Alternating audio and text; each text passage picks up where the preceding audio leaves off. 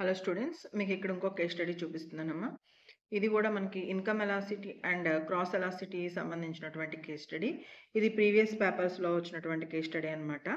అయితే నేను కొంతమంది స్టూడెంట్స్ అడిగారు, మేడం మీరు రూల్స్లో చేసేటప్పుడు క్యాలిక్యులేషన్ మరి ఎలాగ రాయాలి ఏంటి అని.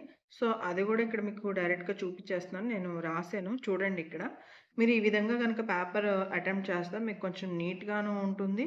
అలాగే మీకు ఇచ్చినటువంటి బుక్లెట్‌ని కూడా మీరు నీట్‌గా ప్రెజెంట్ చేయగలుగుతారు. చూడండి నేను ఎలా రాసానో. అయితే ఇక్కడ మనకి ఇచ్చినటువంటి సమ్ ఏంటంటే, the demand function of mutton for Ravi is given as follow. మీరు ఇక్కడ చూసినట్టయితే ముందు చెప్పినటువంటి సమ్‌లో ఏంటంటే ఇయర్స్‌ని కంపేర్ చేసాము.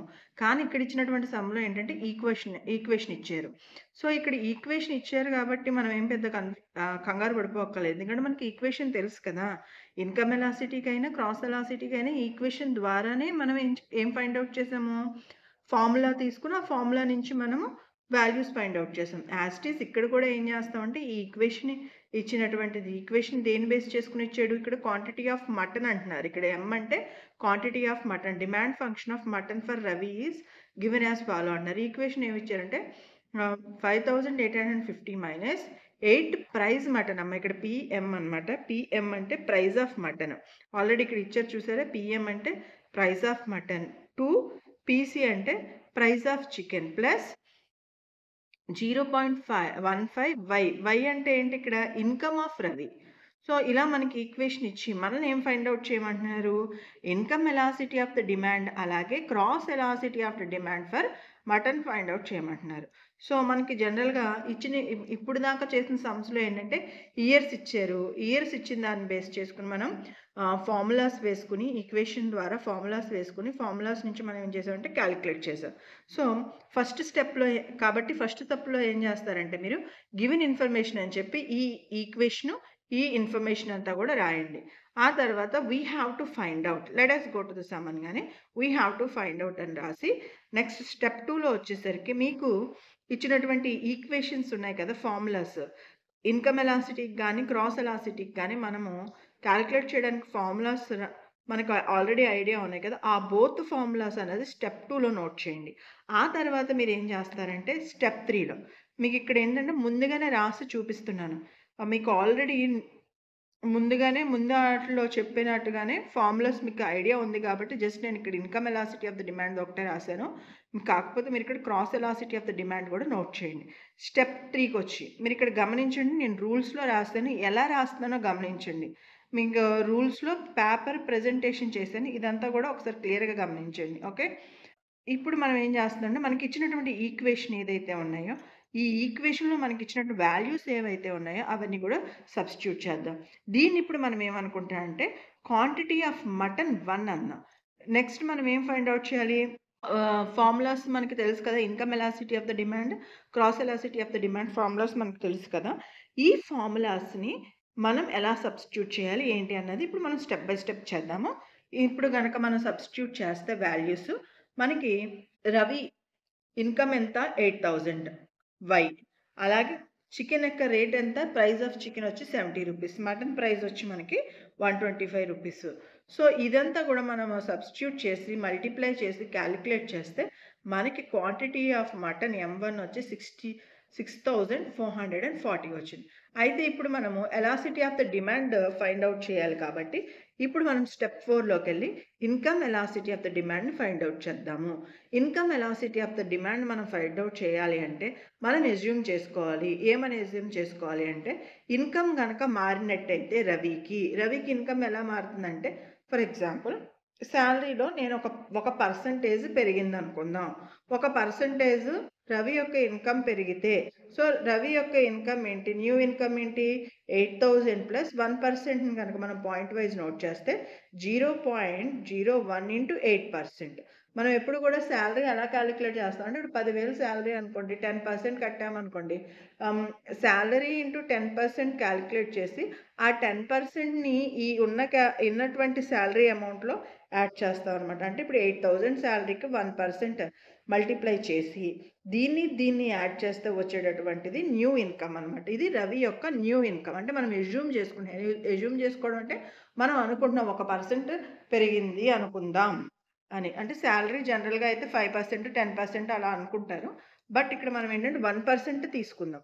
1% గనక మనము పెరిగింది అని అనుకుంటే, మనకిక్కడ రవి సాలరీ 1% పెరిగినప్పుడు ఇప్పుడేం చేస్తున్నాం మనం ఇచ్చినటువంటి ఈక్వేషన్‌లో రవి ఇన్‌కమ్ మారుతుంది తప్ప రిమైనింగ్ ఏమీ చేంజ్ అవ్వదు. అంటే క్వాంటిటీ ఆఫ్ మటన్ ఎందుకు చేంజ్ అవుతుంది? రవి ఇన్‌కమ్‌లో మనం పెంచుతున్నాం ఇక్కడ. సో, రవి ఇన్‌కమ్ మనం పెరిగినప్పుడు 1% పెరిగినప్పుడు ఇవి మొత్తం ఈక్వేషన్‌లో గనక మనం కాలిక్యులేట్ చేస్తే మనకొచ్చినటువంటి క్వాంటిటీ ఆఫ్ మటన్ ప్రైస్ వచ్చి 6 క్వాంటిటీ ఆఫ్ మటన్ వచ్చి 6452. సో, ఇప్పుడు ఏం చేస్తున్నాం అంటే క్వాంటిటీ ఆఫ్ డిమాండ్ చేంజ్ అయింది కాబట్టి మనకి ఫార్ములా ఏంటి? క్వాంటిటీ ఆఫ్ డిమాండ్ చేంజ్ అయితే percentage change in quantity of demand అంటే డెల్టా క్యూఎం. క్యూఎం అంటే quantity of mutton M2 - M1. So, ఇప్పుడు ఇది మనం కాలిక్యులేట్ చేద్దాం. ఇప్పుడు మనం కాలిక్యులేట్ చేస్తే quantity of mutton M2 - M1 చేసి ఇంటూ 100% చేస్తే అంటే 100% చేస్తున్నాం. సో, మనకొచ్చినటువంటి పర్సెంటేజ్ ఎంత? 0.186%. దేర్‌ఫోర్ అంటే మనం ఎంత పర్సెంటేజ్ చేంజ్ అయిందన్నాం? 1% చేంజ్ అయిందన్నాం. దీన్ని మనం ఏం చేస్తున్నాం? ఈక్వేషన్‌లో సబ్స్టిట్యూట్ చేస్తున్నాం. ఈక్వేషన్ ఏంటి? Percentage change in quantity demand by percentage change in income. ఇది గనక మనం కాలిక్యులేట్ చేసేస్తే ఇప్పుడు ఇన్‌కమ్ ఎలాసిటీ ఎంత? Income elasticity of the demand ఎంత? 0.186 అన్నది మనకి income elasticity of the demand. ఇది మనకి ఇచ్చినటువంటి క్వెషన్‌లో A point. Next B point. B point వచ్చేసరికి మనం cross elasticity of the demand calculate చేయాలి. So, calculating the cross elasticity of the demand చూసినట్టయితే percentage change in quantity demand of mutton divided by percentage change in price of chicken. అంటే ఏంటి ఇక్కడ quantity of demand X అని కానీ price of why అని కానీ రాస్తాం జనరల్‌గా మనకి. కానీ ఇక్కడ ఆల్రెడీ మనకి ఎక్స్ అన్నది మటన్, వై అన్నది చికెన్. సో, ఇప్పుడు ఈ ఈక్వేషన్ బేస్ చేసుకొని మనం సమ్ చేస్తాం. ఇక్కడ కూడా మనం ఏం చేయాలి? స్మాల్ ప్రైస్ చేంజ్ అంటే మనం చికెన్ యొక్క పర్సెంటేజ్ మారింది అని తీసుకుంటున్నాం. Okay. Cross elasticity of the demand రాసేటప్పుడు మనం ఇక్కడ ఏమి ఎగ్జాంపుల్ తీసుకుంటామంటే చికెన్ యొక్క పర్సెంటేజ్ మారింది అనుకుందాం. అంటే ఇక్కడ మనం ఏం తీసుకోవాలి? క్వాంటిటీ ఆఫ్ మటన్ అడిగారు కదా! Quantity of mutton find out చేయాలి అంటే మనం ఇక్కడ ఏం ప్రైస్ మారిందనుకోవాలి? చికెన్ ప్రైజే మారిందనుకోవాలి తప్ప మటన్ ప్రైస్ మారిందనుకోకూడదు. ఎందుకంటే ఆల్రెడీ అక్కడ మనకి మెన్షన్ చేశారు cross elasticity of the demand for mutton అని. కాబట్టి ఇక్కడ క్వాంటిటీ ఆఫ్ M అన్నది మనకి మటన్ యొక్క ఈక్వేషన్ ఇచ్చారు కాబట్టి మనం ఇక్కడ ఏం చేస్తున్నాము? న్యూ ప్రైస్ ఆఫ్ చికెన్‌ని మనం మెన్షన్ చేయాలి. 70 + 1% అంటే 0.01 × 70 = 70.70 మనకొచ్చినటువంటి న్యూ ప్రైస్ యొక్క చికెన్ యొక్క న్యూ ప్రైస్. ఇప్పుడు క్వాంటిటీ ఆఫ్ మటన్ ఈక్వేషన్‌లో మనము అమౌంట్ సబ్స్టిట్యూట్ చేస్తే ఏం సబ్స్టిట్యూట్ చేయాలి? ఓన్లీ చికెన్‌ది ఒక్కటే సబ్స్టిట్యూట్ చేయాలి. మిగిలినంతా నార్మల్‌గా రాసేయాలి. ఈవెన్ రవి యొక్క సాలరీ కూడా మనకి ఏదైతే సమ్‌లో ఇచ్చారో ఆ 8000 ఎయ్యాలి తప్ప చేంజ్ ఆఫ్ సాలరీ ఎయకూడదు. అంటే ఇన్‌కమ్ ఎయకూడదు. ఓకే. అప్పుడు గనక మనం చూసినట్టయితే మనకొచ్చేటటువంటి వాల్యూ ఎంతమ్మా? 66,441.4. ఇప్పుడు దీన్ని మనం కంపేర్ చేసుకొని ఈక్వేషన్ మనకున్న ఈక్వేషన్ ఏంటి? Percentage change in quantity of demand ఒక ఈక్వేషన్ ఏంటంటే మనకి 6441.4 మైనస్ మనకి ముందుగా మనం quantity of M find out చేసాం కదా! M1 ఆ వాల్యూని తీసేస్తే గనక దీన్ని 100తో మనం పర్సెంటేజ్ చేయాలి. మనకొచ్చేటటువంటి value 0.022. So, percentage change in price ఎక్కడ చూసాం మనం? చికెన్‌లో చూసాం కాబట్టి డివైడెడ్ బై చేస్తే మనకి 0.022. So, cross elasticity of demand for mutton ఎంత? 0.022. ఓకే. ఇది మనకొచ్చినటువంటి వాల్యూ మటన్‌కి. సో, ఇప్పుడు మనం నెక్స్ట్ స్టెప్ ఏంటి మనకి? సిక్స్త్ స్టెప్ వచ్చి కన్క్లూజన్ ఇలా రాస్తాం. Income elasticity of the demand మనకి వచ్చినటువంటి వాల్యూ, అలాగే cross elasticity of the demand for మటన్‌కి మనకొచ్చినటువంటి వాల్యూ రాసి మనం ఇంకా థియరీ రాయొచ్చు. ఇక్కడితోటి కన్క్లూడ్ చేసేయొచ్చు లేదంటే. ఓకే. ఈ వీడియో కనుక మీకు నచ్చినట్టయితే లైక్ చేయండి, షేర్ చేయండి, సబ్స్క్రైబ్ చేయండి.